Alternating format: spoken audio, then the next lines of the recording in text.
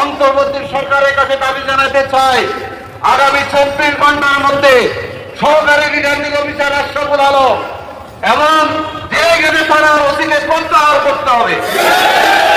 এখন পর্যন্ত রেজাউল করিম ভাইয়ের খুনি এবং সন্ত্রাসীদেরকে গ্রেপ্তার করা হয় না। আমরা দ্রুত গ্রেপ্তার করে শাস্তির মুখোমুখি করার জন্য জোর দাবি জানাচ্ছি।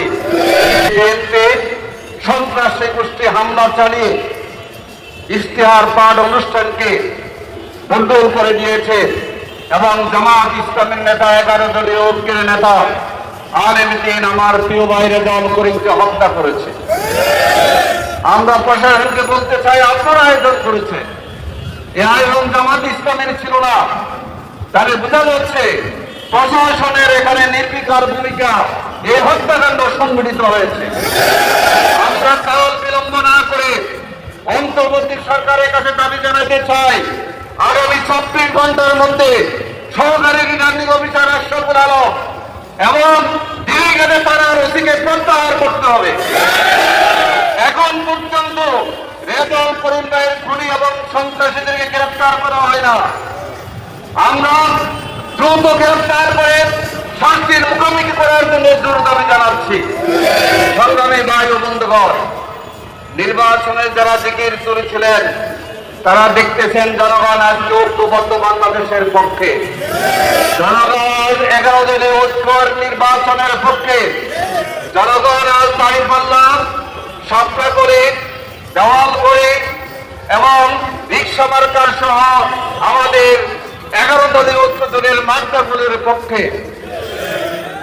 আমরা সরকারের কাছে সরকারকে বলতে চাই, নির্বাচন আমরা চাই, নির্বাচনের কার্যক্রম চলেছে, কিন্তু হাল হাকিকত ভালো নয়।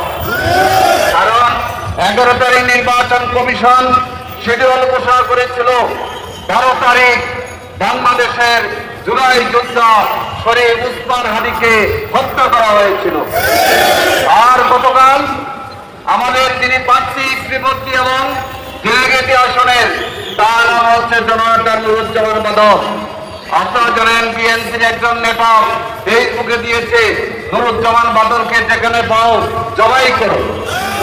এই স্লোগান কারা দিত? আওয়ামী লীগ এবং ছাত্রলীগের স্লোগান দিত।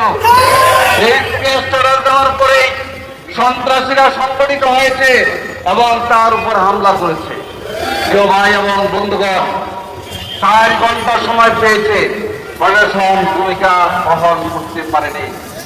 আমরা এই ব্যর্থতার জন্য ইন্টারিম সরকারকে ভূমিকা পালন করার জন্য যথাযথ আইনি পদক্ষেপ নেওয়ার জন্য আমরা জোর দাবি জানাচ্ছি। আপনারা লক্ষ্য করেছেন বাংলাদেশের বিভিন্ন জায়গায় 11 দলীয় ঐক্যের প্রার্থীদের উপর আঘাত হচ্ছে।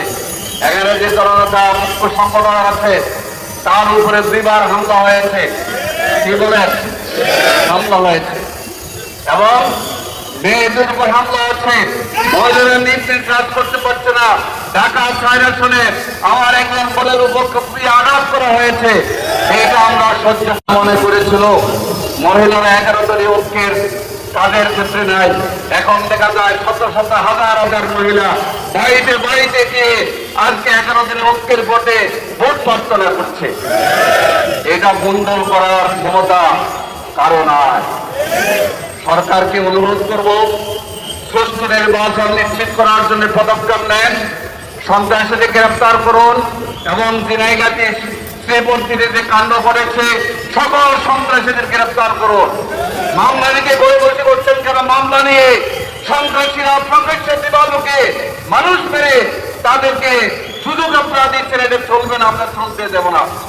আসুন একটি অর্থবহ নির্বাচন করার জন্য আমরা বিচার চাই, কিন্তু আমরা প্রতিশোধ নেব 12 ফেব্রুয়ারি।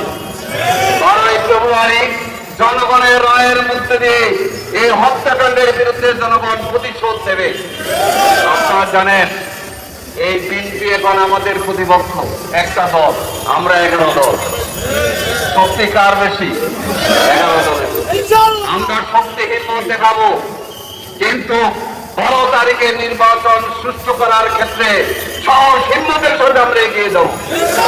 ভাই এবং বন্ধুগণ, আসুন ঐক্যবদ্ধ বাংলাদেশ গঠনে 11 দলীয় ঐক্যের ভূমিকায় আমরা সবাই সংঘবদ্ধ থেকে এগিয়ে যাব। আল্লাহ হাফেজ।